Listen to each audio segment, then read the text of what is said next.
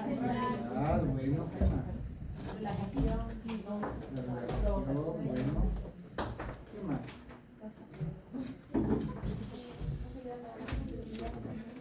Para la sensibilidad, ¿no? Sí. Ok, para odontopediatría, o sea, importante, ¿no es cierto? Déjenme ver.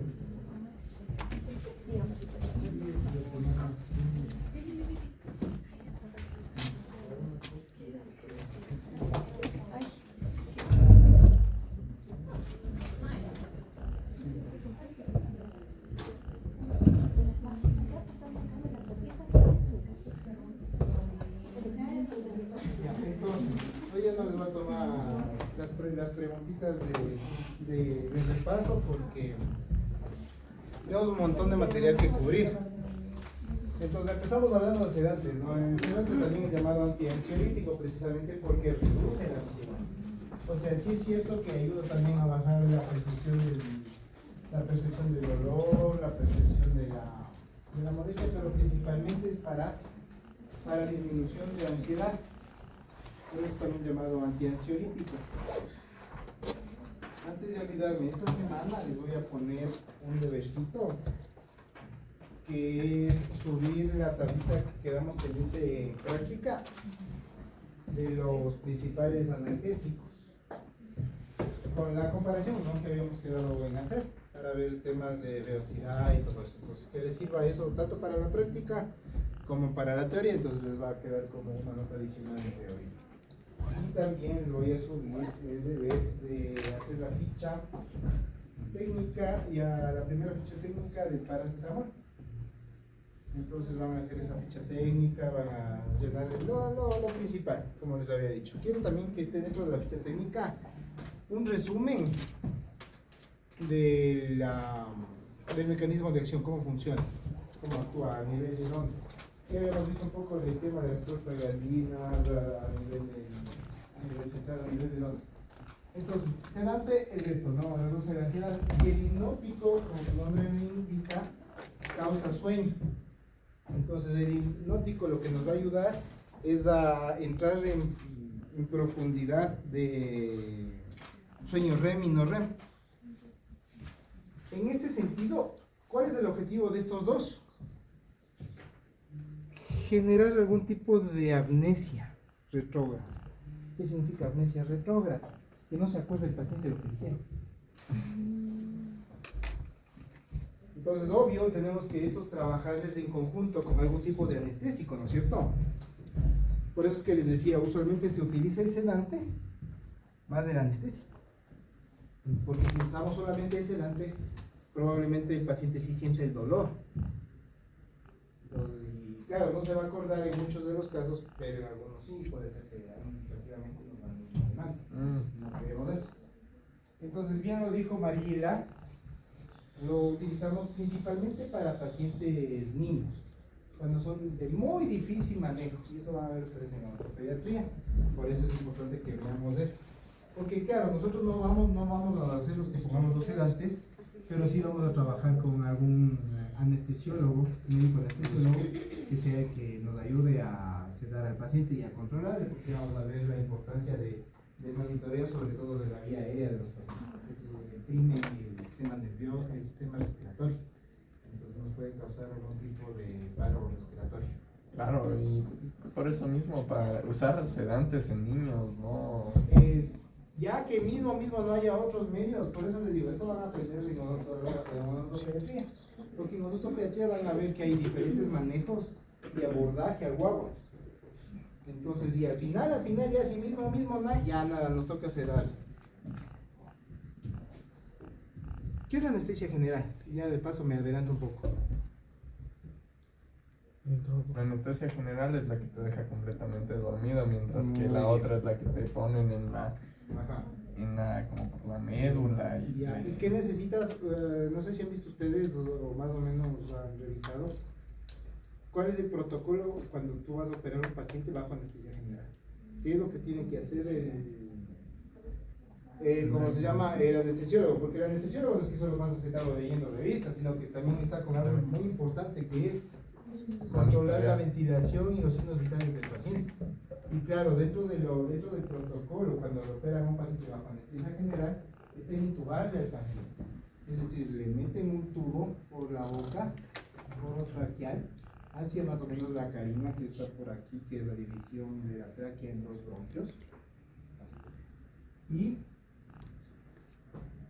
esto le fijan, ¿para qué? Para mantenerle ventilado mecánicamente, es decir, es más o menos como tener un paciente bajo UCI, entonces bajo unidad de cuidados intensivos. Entonces el paciente está respirando artificialmente.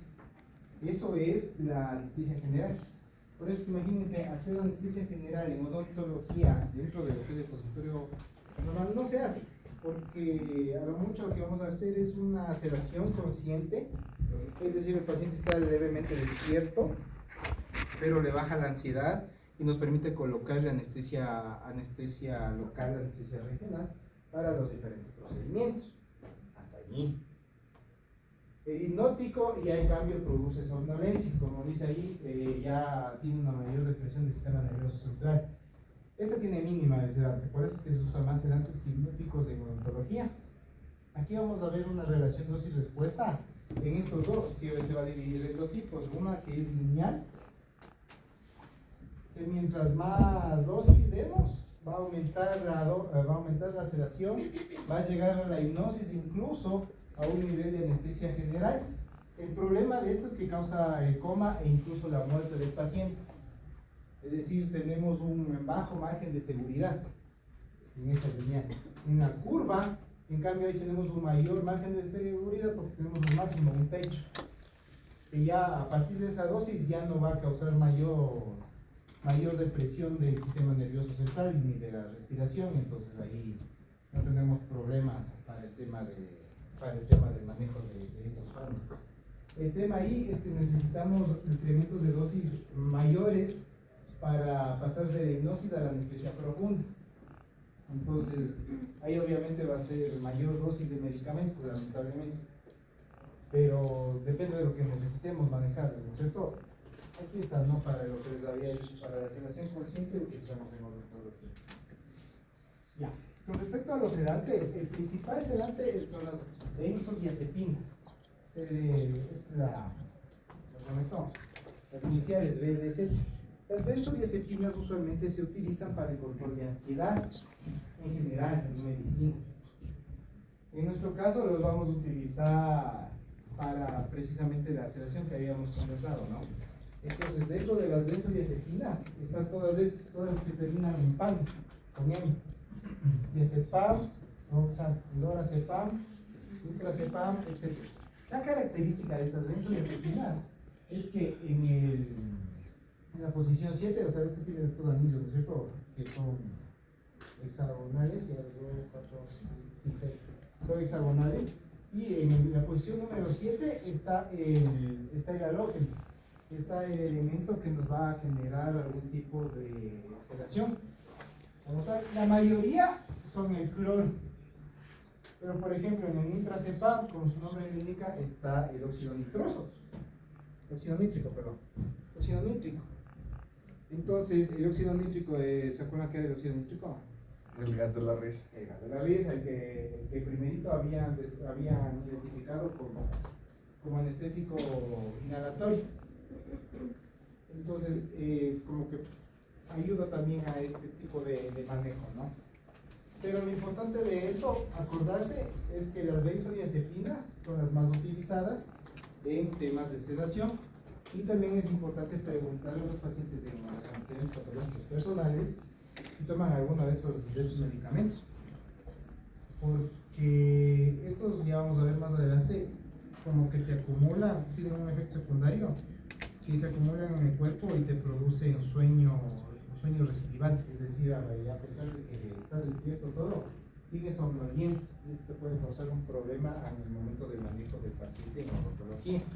Entonces también nos sirve como conocimiento previo, porque estos de aquí, las benzodiazepinas no se utilizan solamente a nivel de sedación, sino también se utilizan a nivel de psicotrópicos. Entonces se utilizan para control de la ansiedad de pacientes con algún tipo de enfermedad psiquiátrica. Pues ahí entran las benzodiazepinas. Luego de las benzodiazepinas tenemos los fármacos Z, que son los nuevos hipnóticos, que son estos de aquí. Dentro de esos la esopiclona es la más conocida, pero están todos esos, ¿no? El solpidem, el solpretón, que son básicamente, no son benzodiazepinas, pero comparten el mismo mecanismo de acción central. Ustedes van a ver en el librito de Carlson las fórmulas químicas que tienen todos estos, los benzodiazepinas, los barbitúricos y los hipnóticos. Este de aquí, el alprazolam, tiene la característica, y también el triazolam tiene la característica que en esta posición de acá, en la 2 y 3, cambia, miren, comparado con el resto, cambia ¿cómo se llama esto? La molécula que está ahí, pasa a ser un triazol, el que la reemplaza. Entonces, por eso se llama triazolam y el otro se llama alprazolam, dentro de lo que son benzodiazepinas. Dentro de los barbitúricos está el fenobarbital, también el cloralhidrato, que son menos selectivos y con un muy bajo margen de seguridad, es decir, que es más difícil manejarlos a nivel clínico, sobre todo a nivel de consultorio. Entonces, los más utilizados, como habíamos conversado, son las benzodiazepinas. Dentro de las benzodiazepinas tenemos el diazepam, que es el más conocido. Vamos a ver un meme que dice: no hay nada mejor que el café con pan como benzodiazepina para control de la ansiedad. Como para que se acuerden todos los que terminan en pan, con M, son las benzodiazepinas. Luego tenemos la farmacocinética, que es principalmente basada en la absorción en la liposolubilidad. ¿Se acuerdan que mientras más liposoluble era más rápido la absorción? Ya, igualito aquí. El tema de aquí es que sí cruzan la barrera placentaria y sí se detectan en la leche materna, entonces hay que tener mucho cuidado en el embarazo y en la lactancia. Y luego de esto pasa por un proceso de biotransformación a nivel hepático. Entonces, ¿se acuerdan del CIEP 450? Ya. Entonces, este CIEP 450 van a leer bastante en la literatura de farmacología, porque es el principal mecanismo de metabolismo farmacológico a nivel hepático. CIEP 450, acordarás en ese código, esa molécula, ese proceso de metabolismo. Entonces, vean, nosotros tenemos, ¿no es cierto?, las benzodiazepinas tienen que pasar por un proceso de metabolización. Cuando les hacen un metabolito, que es este de aquí, el desmetildiazepam, que a su vez se transforma en oxazepam y luego se conjuga para funcionar como tal. Entonces, este es el proceso de metabolismo. Entonces, al pasar por este proceso, es un problema porque se acumula durante 40 horas. Y al acumularse durante 40 horas te produce lo que te decía, pasan somnolientos los pacientes. Entonces ahí vienen los fármacos Z, que son los nuevos hipnóticos y las benzodiazepinas de vida media corta, como el oxazepam y el lorazepam, que no pasan por este proceso, sino que van directo al proceso de conjugación. Entonces no se acumulan y se eliminan más pronto por la orina.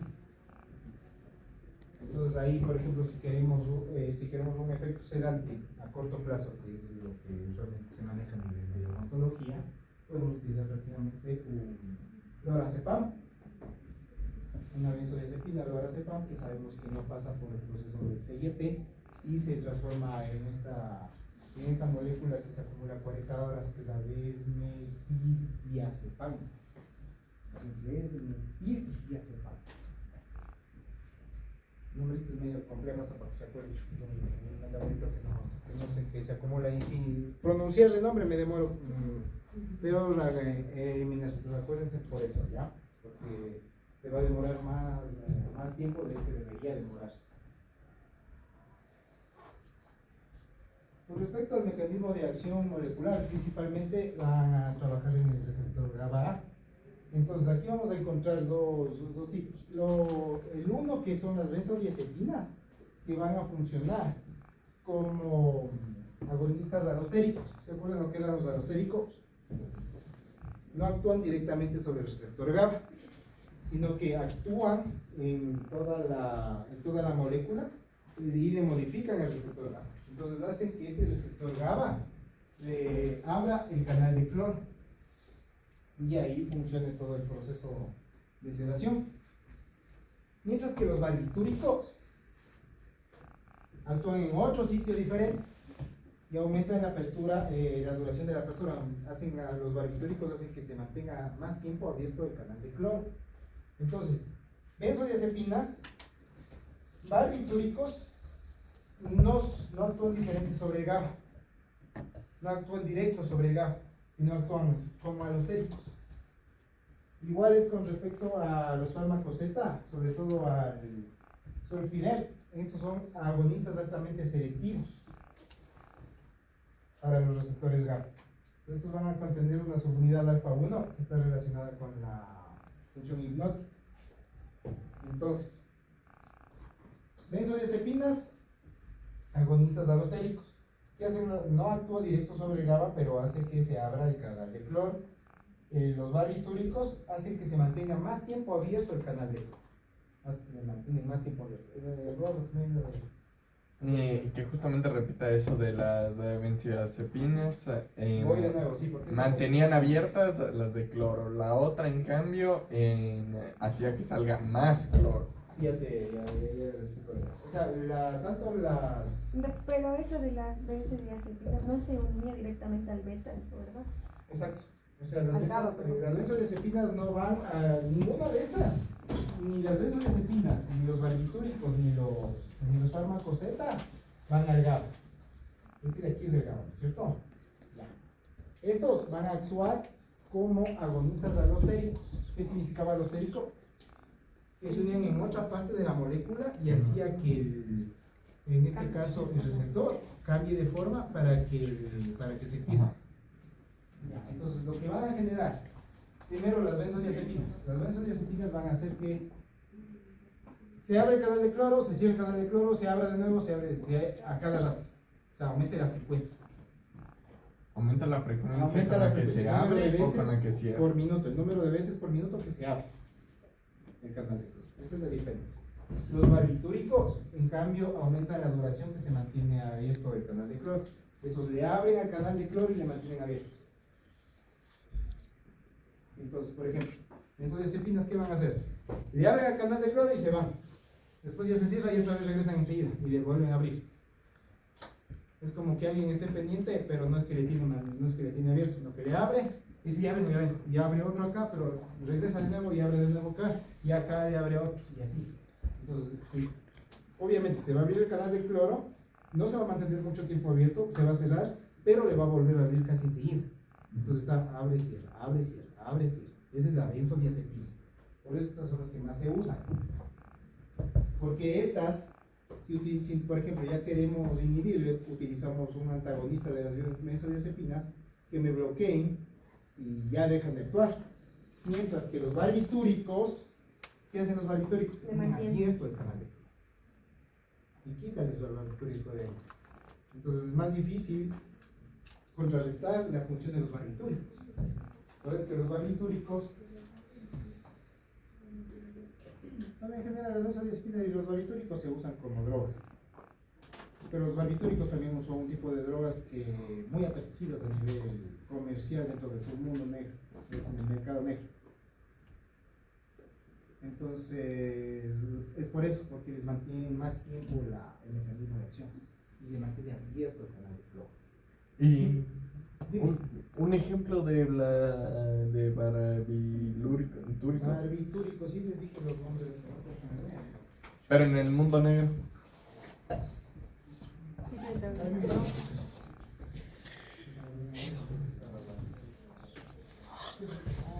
Barbitúricos. Fenobarbital. ¿El fenobarbital? Es que es igual que lo que les había dicho la anterior clase, ¿se acuerdan de los opioides estos que causaban sedación? El fentanilo. El fentanilo también es una droga. Y también la sintetizan a nivel, o sea, no comercial, o sea, no legal, de manera ilegal, igual que la cocaína. Igual son los barbitúricos. Los barbitúricos también se usa así y se los comercializa también de manera ilegal, muchas veces, en el mercado negro. Entonces ahí está el fenobarbital y el fentanilo. Entonces, benzodiazepinas me abren y cierran, ¿no es cierto? Se abre, luego se cierra, luego la otra vez se abre y luego otra vez se cierra. Entonces aumenta la frecuencia en la que abren a los canales de cloro. Porque se acuerdan que había ¿cómo se llama? Un proceso de polarización de la membrana neural, que hacía que en algún momento se activen los canales para que liberen los neurotransmisores. Ya. Eso hace el canal.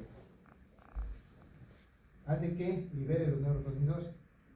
En este caso va a hacer que no libere los neurotransmisores para que se mantenga dopado al paciente. En este de acá le va a mantener abierto a los canales de cloro. ¿Esto qué va a causar? Va a causar una alteración de la cantidad de cloro que vamos a tener en un lado de la membrana versus el otro lado de la membrana. Es como usted había dicho, que o sea, a la hora de mandar una orden se necesitaba una gran cantidad de cloro como para hacer el choque enérgico, y si es que se mantiene abierto, pues entonces es como que le está mandando constantemente y no hace la suficientemente energía para que pueda haber... Exactamente, tenemos un bajo gradiente de concentración. Al tener un bajo gradiente de concentración no va a haber la transmisión del nervioso. Eso es importante. Aunque se estén transmitiendo electrolitos. Exactamente. Mientras es que está todo el tiempo saliendo, Ajá. pero no hay una acumulación tal para que para cause que la cascada y exacto. que abra. Exacto. Entonces los fármacos Z, finalmente, estos ya son más selectivos para receptores GABA, pero porque contienen una unidad alfa 1. Está relacionado, estos mecanismos, los hipnóticos, los fármacos Z, están relacionados con los sueños, te causan mayor depresión a nivel del sistema nervioso central y te causan sueño. Esa es la diferencia. Luego tenemos, miren, a efectos a nivel orgánico, tenemos sedación, hipnosis, anestesia, anticonvulsivante y relajación muscular. Aquí tenemos los tres fármacos que estamos revisando. Bueno, los dos fármacos, benzodiazepinas y barbitúricos y fármaco Z. Y aquí está la aplicación odontológica. Entonces, vamos a tener que en relación a la sedación, ¿qué nos dice de los barbitúricos? Principalmente el midazolam puede causar amnesia anterógrada. ¿Qué significa amnesia anterógrada? ¿Qué significa amnesia anterógrada? Y ya, búscale qué significa amnesia anterógrada. ¿Qué te dice? Dice que es un trastorno de la memoria que impide a una persona crear nuevos recuerdos después de un evento traumático o enfermedad. Muy bien. Es decir, durante el proceso que le estamos aplicando a este paciente esta benzodiazepina con midazolam, no se va a acordar nada. ¿Qué es lo que les decía? ¿Se acuerdan? Que les decía que la idea de esto es que no se acuerde de todo el proceso, la sacada de muela, o la endodoncia, o todo el dolor que le causó el procedimiento, incluso el mismo pinchazo para poner anestesia. Puede ser un evento traumático. Eso significa anterógrada. Anterógrada significa en el momento que nosotros estamos trabajando, solo en ese momento me causa amnesia. O sea, no se acuerda de todo lo que hicimos. Después de eso, ¿se va a acordar? Sí, se va a acordar. Antes de eso, ¿se va a acordar? Sí, se va a acordar. Pero pueden haber casos en los que sí afecta la memoria. Es que claro, cuando ya tomas por mucho tiempo,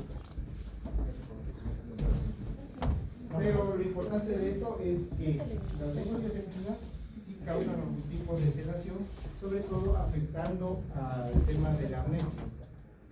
Y el tema de los fármacos Z, en cambio la sedación es mínimo o nulo, porque son hipnóticos, no se olviden. Esto es más que sedación que causa hipnosis, por eso es que cuando ustedes revisan en los fármacos Z donde dice hipnosis, ahí te dice, reduce la latencia, poco efecto en el REM, menos riesgo de rebote. ¿Qué significa el REM? Sueño REM. Es una sigla. Sueño REM. Rebote. No, busquen sueño REM y sueño no REM. Búscale qué significa. Tiene que ver cuando la persona ya entra en el estado de ya soñar. Entonces, estos hipnóticos lo que te hacen no es hacerte que te duermas profundamente. ¿Qué es el REM? ¿Ya encontraron? Hay unas fases del sueño. Sí, pero ¿qué es el REM? Porque hay varias fases del sueño. Cuando nosotros empezamos las fases del sueño, ¿empezamos qué?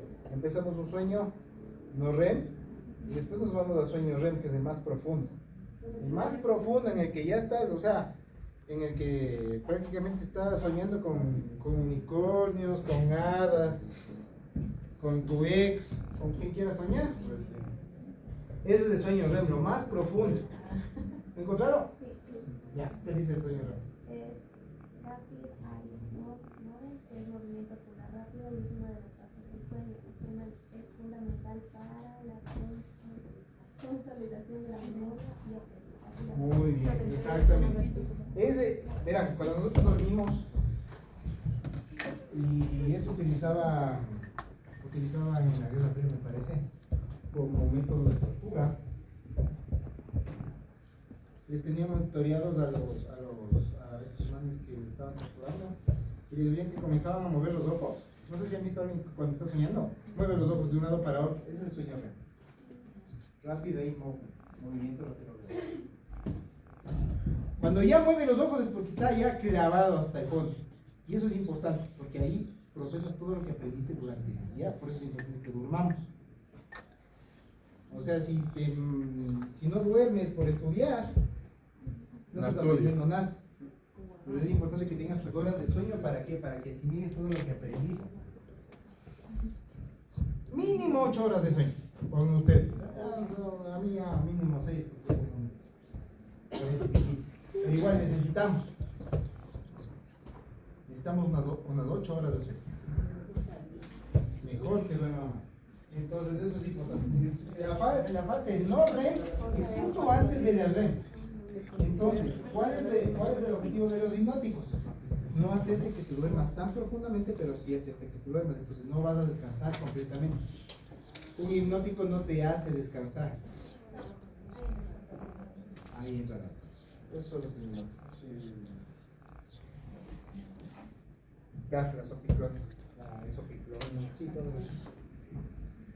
Entonces, esos son para mimir, pero lo que te hacen es inducirte al sueño no REM. Pero claro, la idea es para que te induyan al sueño no REM y de ahí tú te vayas al sueño REM. Pero si no es hora de dormir, que es, por ejemplo, en un caso de atención odontológica, lo que te hace solamente adormecer, te va a dormir, pero no llegas a la fase profunda del sueño, a la fase REM. Mientras que las benzodiazepinas o los barbitúricos, estos sí te aumentan la fase 2 del REM, del no REM, y te puede causar un rebote REM cuando suspendes. ¿Qué significa el rebote? Se vuelva Ya, o sea, hace que pases con sueño todo el día. Y que la típica te quedas dormido y en donde te sientes, te vas a dormir y vas a entrar a fase REM mucho más rápido. Eso significa rebote. O sea, que no te puedes despertar, que no te puedes mantener despierto. No sé si a alguien le ha pasado alguna vez de manera natural. No. Que estás que por más que te quieres mantener despierto, hasta te quedas clavado. Entonces esto, por ejemplo, la aplicación de la hipnosis es ¿para qué? Para cuando tenemos insomnio transitorio, pues post-procedimiento. No le deja dormir, quedó traumado el guagua, pues ahí podemos utilizar un tipo de hipnosis. El control de la ansiedad preoperatoria, principalmente midazolam y diazepam en odontología. Entonces estas dos son las principales funciones de estos fármacos, de los sedantes y de los hipnóticos. Si queremos sedación, vamos a utilizar más las benzodiazepinas. Si queremos hipnosis, vamos a utilizar más los fármacos secos. Y también los barbitúricos, pero es como les decía, son medio delicados. Más de los farmacocetas. Los farmacocetas de hipnosis se ha demostrado que tienen mayor seguridad. La anestesia, la parte de anestesia. Los farmacocetas no sirven para anestesiar. O sea, te duermen, pero sí sientes. Las benzodiazepinas y los barbitúricos en dosis altas sí te pueden generar algún tipo de anestesia. Como por ejemplo el tiopental o el midazolam. El tiopental es un barbitúrico. O el midazolam, que es una benzodiazepina, pero en dosis altas. El problema de esto, ¿se acuerdan cuál era? ¿Ya se acumula? Sí, y el margen de seguridad que teníamos, ¿se acuerdan? De la línea recta y de la línea curva que teníamos. La línea recta era que si se seguía acumulando, ¿qué pasaba? Muy bien, tenemos un bajo margen de seguridad, es decir, le puede matar al paciente por la depresión del sistema respiratorio que vamos a ver. Ese es un problema. Por eso es que estos muy poco se les utiliza para anestesia. Más se les utiliza para sedación. Y usualmente se le utiliza sedante más anestesia. Y vamos a ver cuáles anestésicos tenemos. Dentro de lo que es la función anticonvulsivante, las benzodiazepinas como el diazepam se utilizan como anticonvulsivantes. Entonces, para pacientes que tienen enfermedad convulsiva, como por ejemplo la epilepsia, sí se utiliza lorazepam, diazepam. ¿Para qué? Para un estatus epiléptico. ¿Qué es el estatus epiléptico? Más o menos. ¿Qué es el estatus epiléptico? ¿Quién sabe? ¿Nadie ha oído? Ya. El estatus epiléptico es una emergencia en la cual llega el paciente con convulsiones que duran más de 5 minutos. Puede llegar a durar hasta media hora. Imagínense un paciente convulsionando media hora. Amarrado, toca tener. Entonces ahí se debe aplicar diazepam, lorazepam intravenoso en estatus epiléptico. Puede ser que le llegue a pasar algún rato. O sea, usualmente una buena crisis convulsiva dura máximo 5 minutos. La crisis convulsiva tiene sus fases, ¿no es cierto? Primero el paciente como que vira los ojos, comienza a ponerse rígido. O sea, esa es la fase no motora, como que pierde el conocimiento, como que se desmaya. Y después viene la fase motora, que es la fase tónico-clónica, que es cuando comienza a verse el movimiento involuntario de los músculos. Entonces, benzodiazepinas sí se utilizan las benzodiazepinas para como anticonvulsivantes, mientras que los fármacos Z no se utilizan, porque no sirven como anticonvulsivantes. Entonces, si algún rato tenemos una emergencia convulsiva, ya sabemos cuál. Diazepam o lorazepam. Ya. Para la relajación muscular, estos sí, estos no. Las benzodiazepinas sí relajan. Recuerdo lo que les decía del sueño REM y del sueño no REM. Dentro de lo que es el sueño REM está la relajación muscular. Ahí tenemos el por qué no relajan los fármacos. Y profe, usted estaba comentando que lo utilizaban como método de tortura, llegar al modo REM. ¿Por qué? Ah, sí, no. Me desacuerdo. Porque ya veía que comenzaba a mover los ojos y les despertaba. O sea, o hacían algo para despertar, les ponían música, alguna cosa. Entonces eso durante toda la noche. No te dejan dormir, no te dejan descansar. Entonces, claro, la idea era sacarte información. O sea, hasta que tú eres lo suficientemente tonto que no sepas a quién le debes ocultar. Exactamente. Claro, porque al final, ¿qué pasa si no duermes? Si no duermes durante 2 días. Comienzas a tener alucinaciones, comienzas a tener efectos y te puedes llegar a morir. Si no duermes, te mueres. Literal. Por eso es que es importante el sueño, la parte reparadora del sueño, que es el sueño REM. Entonces, verán, en la parte de la tolerancia, nosotros vamos a ver que va a haber una tolerancia cruzada entre los sedantes hipnóticos y el alcohol. Entonces, personas que son ya alcohólicas van a necesitar más dosis de sedantes y de tipo U de hipnóticos.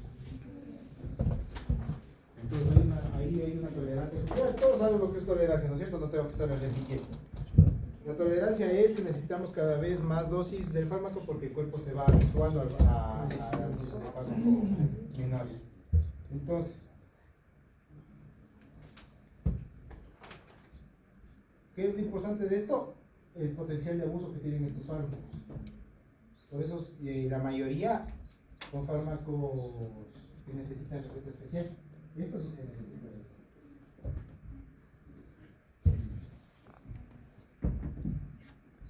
Y el uso debe ser limitado en el tiempo, máximo 2 semanas, para evitar la dependencia. Por eso es que esto no se les da, por ejemplo, benzodiazepinas, no se les manda de manera periódica a tomar a los pacientes que tienen epilepsia, sino sirven solamente para las crisis de estatus epiléptico. Cuando no se puede controlar, o sea, cuando no es autolimitada la crisis, ahí toca mandarles diazepam. Y esto también hay un problema porque va a generar una dependencia fisiológica. Y esto te genera el síndrome de abstinencia. Entonces, al generarte un síndrome de abstinencia, está causando problemas a nivel ya orgánico, sudoraciones excesivas, aumento de ansiedad, insomnio, excitabilidad del sistema nervioso central. Entonces ahí nosotros ya tenemos ese síndrome de abstinencia causado por la dependencia a estos fármacos. Por eso es máximo 2 semanas. Y usualmente se les manda con una desescalada a este tipo de fármacos. O sea, empiezas a darles, por ejemplo, 15 miligramos, y ya cuando vas a desescalar comienzas a bajarle poco a poco para que la dosis cada vez sea menor y que tu cuerpo se vaya adaptando a eso. Pues nosotros vamos a tener fármacos de vida media, corta, que pueden causar ansiedad de rebote entre dosis. Mientras que los fármacos de vida media larga, en cambio, tienen una abstinencia más suave, pero prolongada. Entonces ahí vamos a tener 2 lados de la moneda. Los que duran poco tiempo, digamos máximo unas 3 horas, entonces, y demandas cada 4 horas a tomar, y entre la hora 3 y la hora 4 le va a generar un síndrome de abstinencia. En cambio, estos te duran 7 horas, y demandas cada 6 horas, entonces estos te van a generar una abstinencia como que más relax, pero más, más prolongada, más tiempo, en el momento que ya te vayamos quitando. Entonces, el flumazenil es un antagonista de las benzodiazepinas. Es competitivo. ¿Qué significaba competitivo? Que mantiene la eficacia máxima, ¿no es cierto? Tiene una alta afinidad en el sitio de unión de las benzodiazepinas del receptor GABA. ¿Se acuerdan de dónde era? Era alostérico, ¿no es cierto? Entonces, compite. Y esto va a ayudar a revertir rápidamente los efectos de la benzodiazepina y de los fármacos secos. Ya. ¿Dudas hasta ahí? Claro, ¿cómo funcionan las benzodiazepinas? ¿Cómo funcionan los barbitúricos? ¿Cuáles son los sedantes más usados? Las benzodiazepinas. Muy bien, ¿por qué? Porque primero son los que más fácil se va a ir el efecto. Ok, muy bien. Tienen un tiempo de vida media corta. Y pues estemos hasta las 11 o hasta las 12. Ah, ya tenemos una hora. Entonces, ya. Claro, hasta ahí.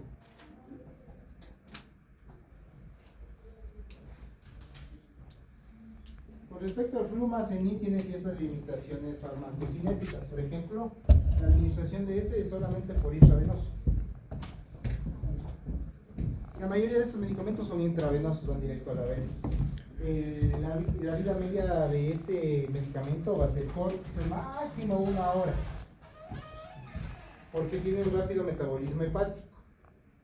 Entonces va a requerir dosis más Frecuente. seguidas cada hora, imagínense. Porque, ¿se acuerdan de las benzodiazepinas que se acumulaban? Entonces, claro, si una benzodiazepina se me acumula, digamos, durante 6 horas voy a necesitar mandarle 6 dosis de este flumazenil. Es un problema. ¿Qué riesgos tiene? Síndrome de abstinencia severo. Cuando tenemos una dependencia crónica de pacientes a las benzodiazepinas. Es decir, el paciente ya consume varios años benzodiazepinas, nosotros empezamos a darle para ayudar a que contrarreste los efectos, va a precipitar más rápido que le dé síndrome de abstinencia. Va a entrar en poco tiempo, en media hora, va a entrar un síndrome de abstinencia que tenemos que controlar. Y también tiene un problema de riesgo de convulsiones, porque al ser las benzodiazepinas anticonvulsivantes, si ponemos que contrarresta las benzodiazepinas, tiene riesgo de que desencadenar una crisis convulsiva en un paciente.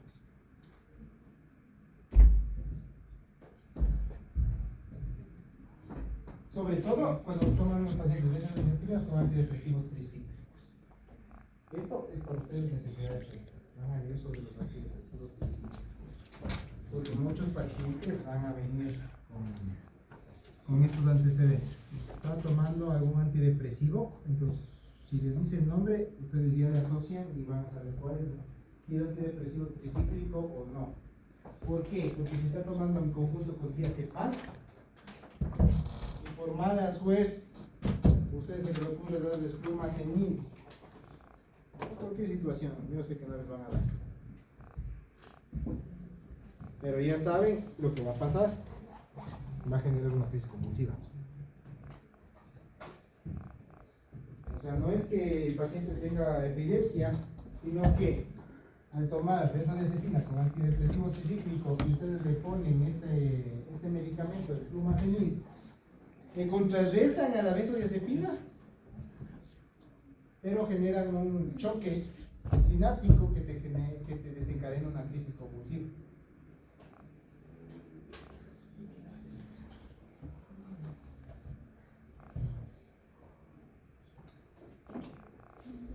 Entonces, para el tratamiento de la ansiedad aguda o situacional en odontología, principalmente vamos a utilizar ¿qué? Benzodiazepinas, diazepam, ¿no es cierto? Lorazepam, diazepam. El alprazolam es más para cuando tienen pánico, cuando entran en algún ataque de pánico a los pacientes. El alprazolam. Se les puede dar como una premedicación ansiolítica para procedimientos esperantes, como una exodosia, como una endodoncia también, a veces es medio estresante la endodoncia. Entonces, se prefiere esto porque tiene un inicio rápido. Pero el problema de esto es que tiene un efecto adictivo como alcohol. Es decir, si toma benzodiazepina, si toma alcohol, es el doble de efecto el que le causa. ¿Se acuerdan lo de la tolerancia cruzada? Entonces, si está tomando esos medicamentos, no puede tomar alcohol. Ninguno de los medicamentos que estamos mencionando aquí son tolerados en compañía de alcohol. Es decir, no puede tomar alcohol. Ahí sí necesitamos que esté abstemio al 100% del paciente. Si tenemos problemas de sueño, ahí utilizamos los esopiclona y todos los farmacocetas. Si queremos algún tipo de anestesia o amnesia anterógrada que habíamos conversado, ahí vamos a utilizar principalmente el midazolam. Si queremos relajación muscular, diazepam. Y para el tema del síndrome de abstinencia, si vemos un paciente con síndrome de abstinencia, ahí utilizamos una benzodiazepina de acción larga, que es la que les había dicho que va a causar un menor síndrome de abstinencia, uno más suave. En este caso es el diazepam es uno de acción larga.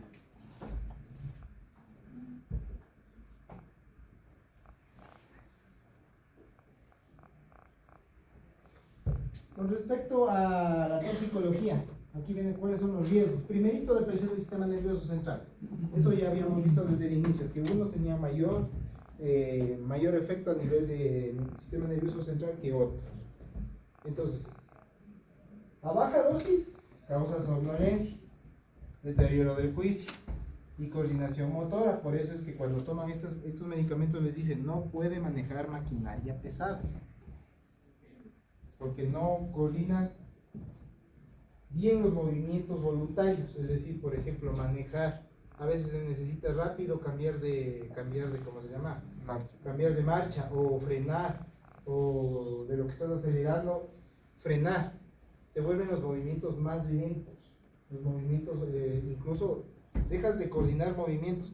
Eso se llama coordinación mano-ojo. Lo que estás viendo no se coordina con lo que hace tu mano. Entonces puedes chocarte, puedes tener un accidente laboral si estuvieras trabajando, manejando maquinaria pesada. Y si estuvieras manejando, peor todavía, te puedes chocar. Entonces, a mayores dosis va a causar letargo. ¿Qué es el letargo? Busquen qué es el letargo. Y les va a dar también síntomas de intoxicación etílica. Va a andar el paciente como si estuviera borrachito.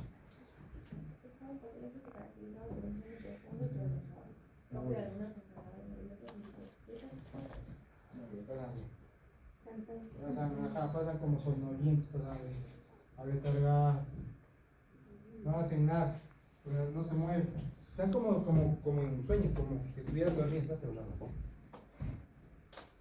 Eso principalmente dentro de los riesgos de la depresión del sistema nervioso central. Con respecto a la amnesia anterógrada que les había dicho, es dosis dependiente. Mientras más dosis, más probabilidades de generar amnesia.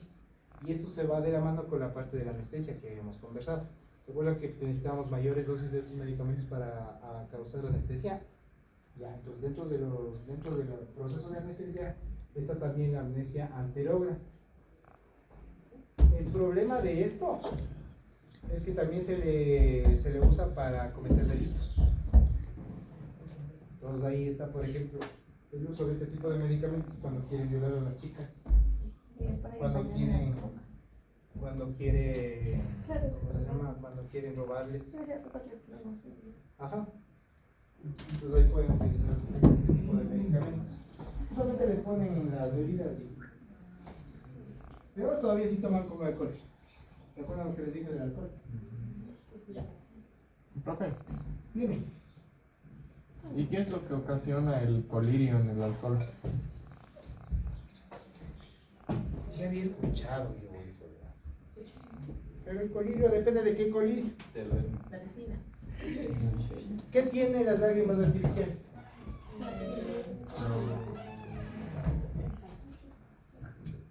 Depende de lo que tenga. Porque ahí sí, por ejemplo, usualmente las lágrimas artificiales son un suero fisiológico. Gentamicina. Ya, si tiene gentamicina, ¿la gentamicina qué es?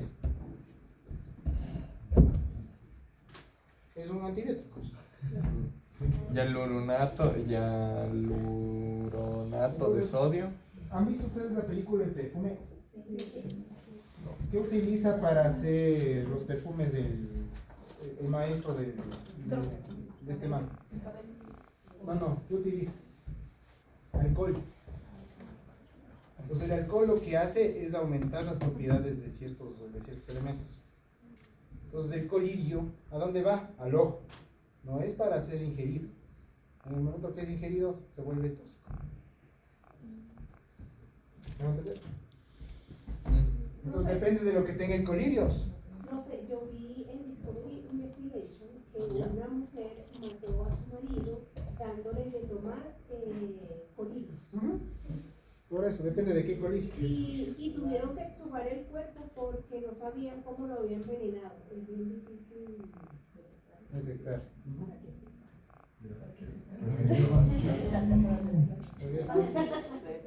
No quiere no hagan eso, ya.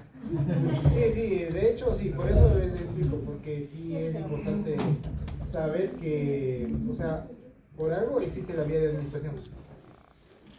Si te dice vía ocular, es vía ocular, no es vía oral. Porque por vía oral puede generar otros tóxicos. Acuérdate que si va por vía oral, pasa por el proceso de metabolismo hepático. De pasar por el proceso de metabolismo hepático puede ser que se libere, y lo más probable que haya pasado en este caso de que le envenenó con eso, es que libere toxinas que haya tenido este colirio, y eso le mató. Sí, dijeron exactamente cuál era, pero no se me olvidó. La consulta. No, se me olvidó. No. Sí, es que depende, por eso les digo, depende de lo que tenga el colirio. Ya. Ella era enfermera. Pero todavía. Benzodiazepinas, entonces tenemos menor riesgo que los barbitúricos. Por eso les decía que las benzodiazepinas se utilizan más comúnmente. Los barbitúricos tienen un riesgo alto y su dosis letal es 10 veces la dosis hipnótica. Es decir, si la dosis hipnótica es 50 miligramos, con 500 miligramos de un barbitúrico, ya le estamos causando la muerte al paciente. Las benzodiazepinas, en cambio, tienen un riesgo menor, tienen un mayor margen de seguridad, como habíamos revisado, pero cuando tenemos etanol o estamos tomando otros depresores del sistema nervioso central, en conjunto con las benzodiazepinas, por ejemplo, los antidepresivos tricíclicos que les había dicho,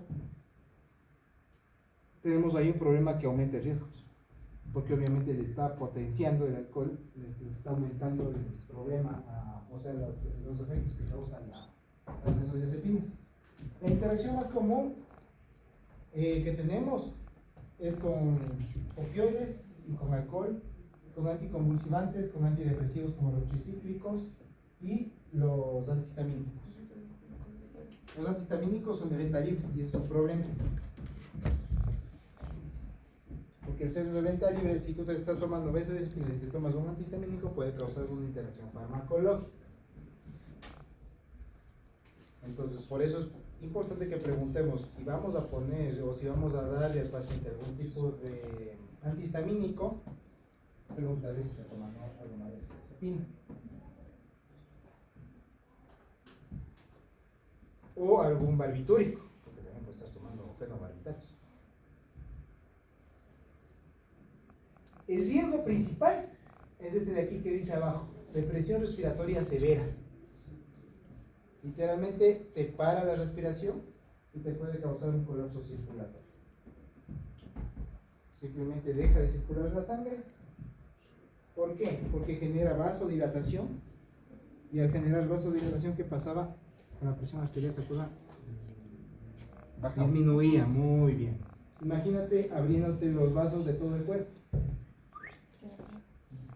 Te deja sin presión arterial. El corazón, por más que bombee, no logra movilizar la sangre, y esto va a causar paro cardiorrespiratorio.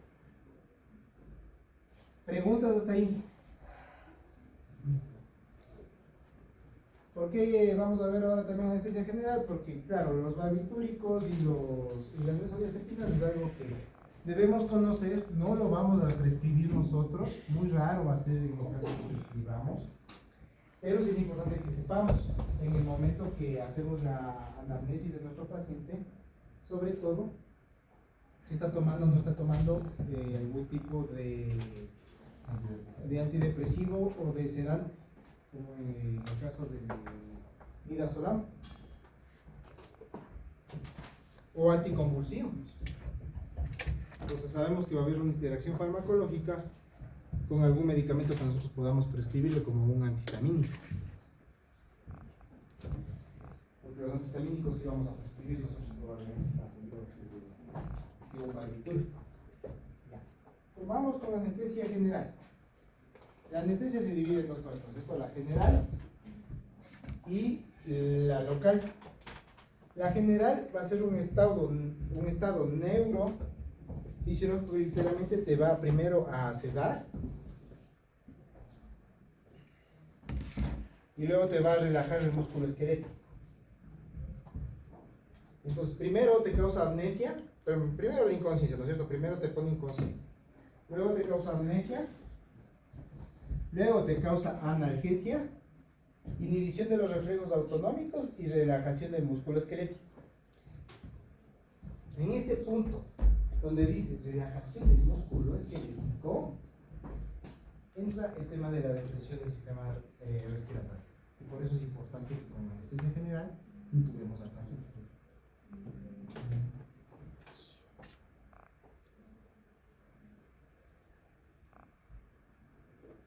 Usualmente, ¿qué se utiliza para inducir la anestesia general? Fármacos inhalados. Más intravenosos. Entonces ahí vienen las benzodiazepinas. Las benzodiazepinas son de los intravenosos que se utilizan en combinación con los inhalados.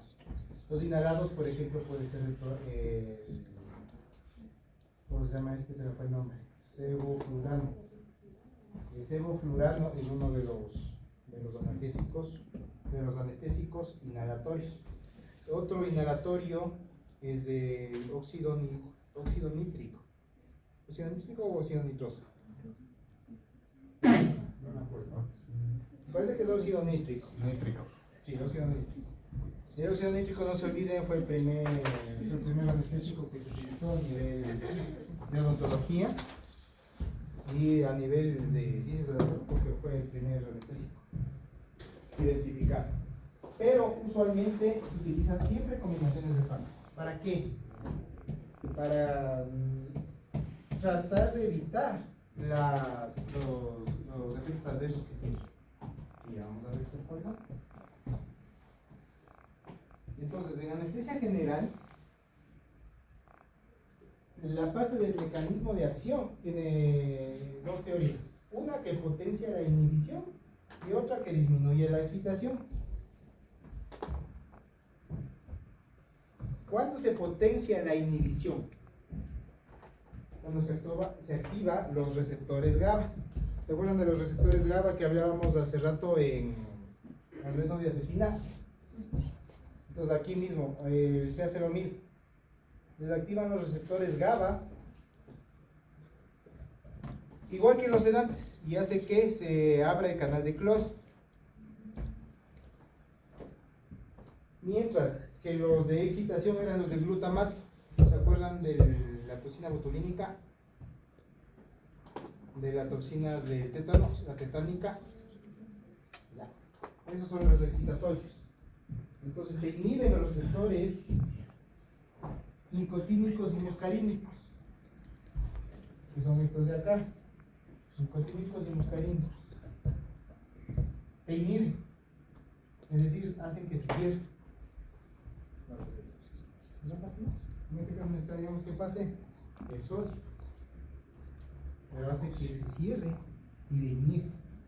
En este caso, en cambio, le abre los canales de cloro y le inhibe la transmisión de aquí a acá. Que se libere el neurotransmisor. Entonces, tiene dos vías o dos modelos de acción. Usualmente, ¿para qué utilizamos en odontología? Para procedimientos menores invasivos. Cuando los pacientes no colaboran. Pero ¿le pueden dar la diapositiva? Por No. favor. Ay, pero.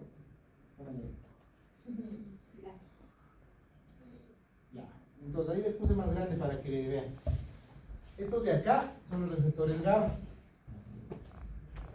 Los del cloro, ¿se acuerdan? Ya. ¿Qué pasaba cuando inhibíamos los receptores GABA? Los receptores GABA, ¿inhibíamos o estimulábamos? Inhibíamos los receptores GABA. ¿Qué pasaba con los receptores GABA? ¿Qué hace? Muy bien, abre el cloro, ¿no es cierto? ¿Y qué pasa con los muscarínicos y con los nicotínicos? Se cierra y hace que no entre los diferentes. En el caso de los nicotínicos, canales de sodio. En el caso de los muscarínicos, canales de magnesio. Se cierra. Entonces en este le estimula y en este le inhibe. Al revés, ¿vieron? Les dije, ¿inhibe o le estimula? Nicotínicos hace referencia a la Nicotinas. O sea que el tabaco puede ser usado como Por eso es sedante, que de cuando cierta fumas manera. te Te relajas. causa algún tipo de calma a la ansiedad. Por los nicotínicos. No. Y por eso es que la nicotina genera adicción al tabaco. Al tabaco o a los vapers, porque los vapers también tienen nicotina. Doctor, ¿sabe que yo escuché a un chico que no podía ir al baño?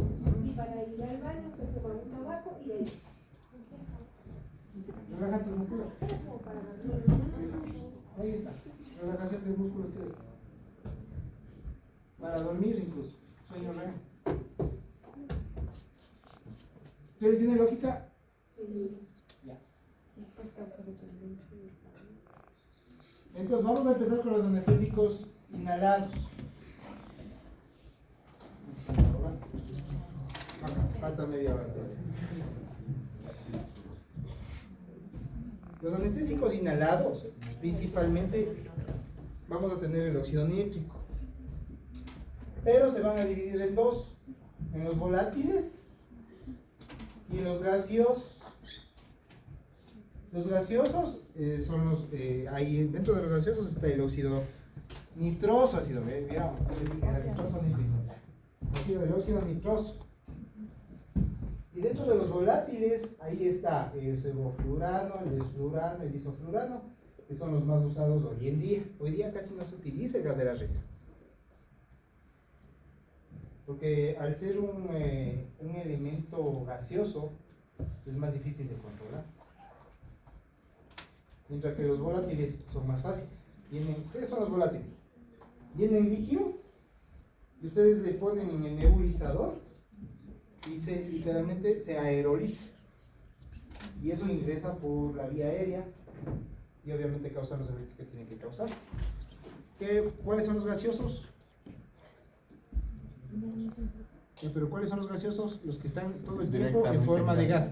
Es decir, si se me va un poquito de óxido nitroso al ambiente, entonces terminamos con el efecto del gas de la risa. Por eso es más difícil controlar. Es más difícil controlar un elemento que está todo el tiempo en estado gaseoso, que un elemento que está líquido y que yo le puedo volatilizar. Por eso los volátiles son los más usados. Dentro de lo que es anestésicos locales vamos a conversar bastante de lo que es la MAC. La MAC es la concentración alveolar mínima. Lo mínimo que necesitamos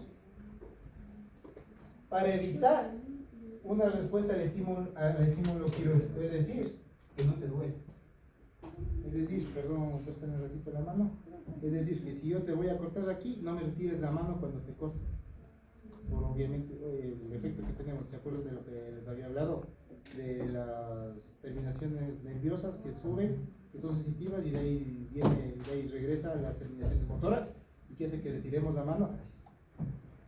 Eso es el MAC, la concentración mínima que necesitamos en los alveolos pulmonares para generar este efecto de anestesia en el cuerpo. En el cuerpo, ni siquiera en la zona donde vamos a incidir. En todo el cuerpo te duele. Entonces de aquí vamos a analizar esto de la velocidad de inducción y el coeficiente de partición sangre. Entonces, mientras menor sea la solubilidad, más rápido va a ser la velocidad de inducción. Es decir, más rápido se va a pasar de un lado al otro. Y más rápido también va a hacer efecto. Por eso el óxido nitroso es ideal para cuando tenemos una emergencia rápida y necesitamos dormir ya antes. Mientras más alta sea la solubilidad de la sangre, se va a demorar más la velocidad de inducción. Y obviamente va a ser más lento el tiempo que se demora en actuar. Les tengo una tablita donde te dice cuánto tiempo dura en la sangre, cuánto tiempo dura la acción del medicamento. Dura más tiempo. Parece que también tengo un gráfico que me gusta mucho, que esté aquí. Miren, óxido nitroso, alotanos. El óxido nitroso, que les decía, tiene una baja solubilidad, pero tiene una alta velocidad. Es rápido, pasa rápido del alveolo a la sangre y de la sangre al cerebro. Mientras que los alotanos pasan más lento, pero tienen una mayor solubilidad. ¿Qué significa mayor solubilidad? Que se disuelven más en la sangre. Pues para disolverse más en la sangre necesitan más tiempo, por eso se vuelven más lentos. Entonces, a mayor solubilidad, la inducción va a ser más lenta.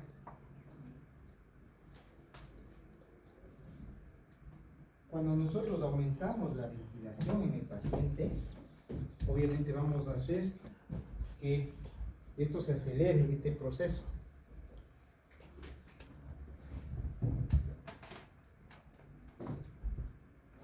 Pero, si es menos soluble, va a ser más rápida la velocidad. Si es más soluble, va a ser menor la velocidad. Muy bien, va a ser más lento. Entonces, ahí está, por ejemplo, el alotano y el isoflurano, dentro de los que son más lentos, pero tienen mayor solubilidad en la sangre.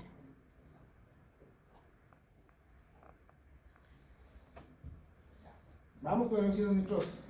Pues habíamos conversado que tiene una baja solubilidad y sirve para actuar de manera rápida.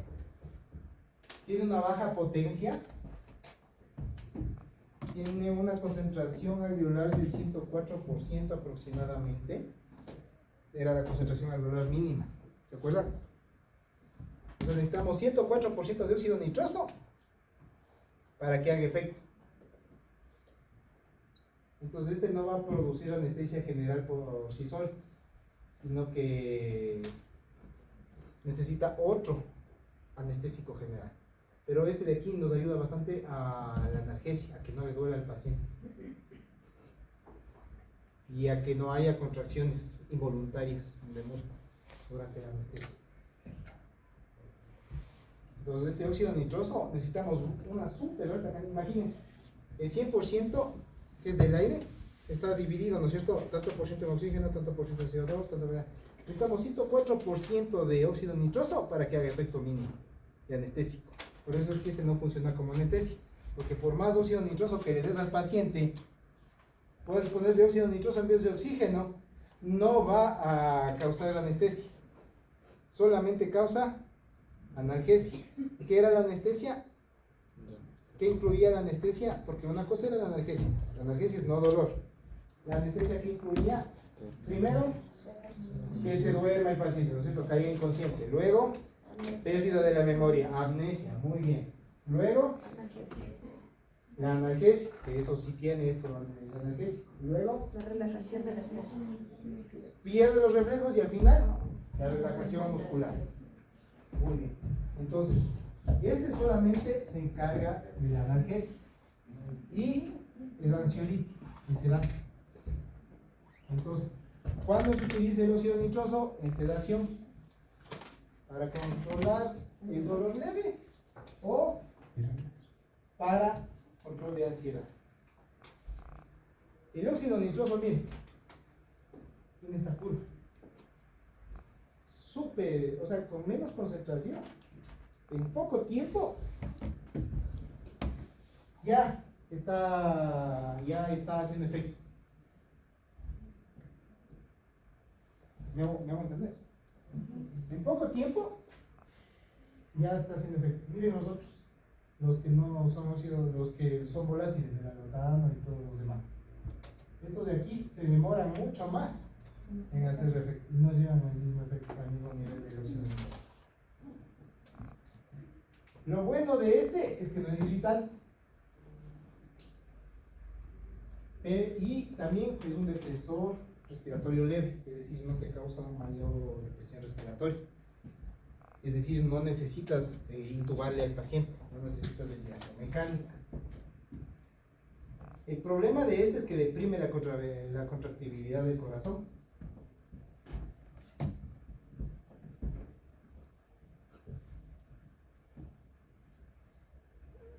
Y al inhibir la contractibilidad del corazón, ¿qué va a pasar? Hay menor perfusión sanguínea. No se metaboliza en el cuerpo, es decir, entra y sale por la sangre y por la vía aérea. ¿Cuál es la contraindicación? ¿En qué casos no deberíamos utilizar? En caso que tengamos un neumotórax en el paciente. es decir, que tenga a nivel del pulmón aire alrededor del pulmón en la pleura, o que haya una embolia aérea, que le esté causando obstrucción en la vía aérea del paciente, que obviamente ahí no va a entrar. En estos casos va a aumentar la presión y va a generar que se complique el caso del paciente, que se complique el cuadro. Pero eso es en emergencias. Por eso solo les menciono más. Los defectos sistémicos aquí está bien. Cardiovascular, respiratorio, hepático y sistema nervioso central. A nivel de hígado, disminuye el flujo sanguíneo portal. ¿Cuál es el sistema portal? ¿Se acuerdan? Sistema nervioso portal. ¿Sale de dónde a dónde? De la vena porta. ¿De dónde, hígado dónde? hasta la vena. No del hígado, va hacia el hígado. Por eso se llama portal. Va hacia el hígado. ¿De dónde a dónde va? Va hacia el hígado y desde el mesenterio. Acuérdense, desde el intestino que absorbe los micronutrientes de los medicamentos, recoge la sangre y va por este sistema venoso portal hacia el hígado. Entonces vamos a tener el galotano, por ejemplo. Que funciona, porque ese sí pasa por el metabolismo hepático. ¿Qué más? De aquí, de todo esto, lo importante es que vamos a necesitar nosotros de anestesia local, de epinefrina. Y eso ya vamos a revisar en anestesia local. ¿Por qué es importante el tema de la epinefrina? ¿Qué causa la epinefrina? La epinefrina también llamada adrenalina. ¿Qué causaba? Que la otra vez me estaba preguntando. ¿Qué causaba? Vasoconstricción. ¿Y para qué me sirve la vasoconstricción? Mayor flujo sanguíneo. Menor. Menor. O sea, pero no era con más potencia.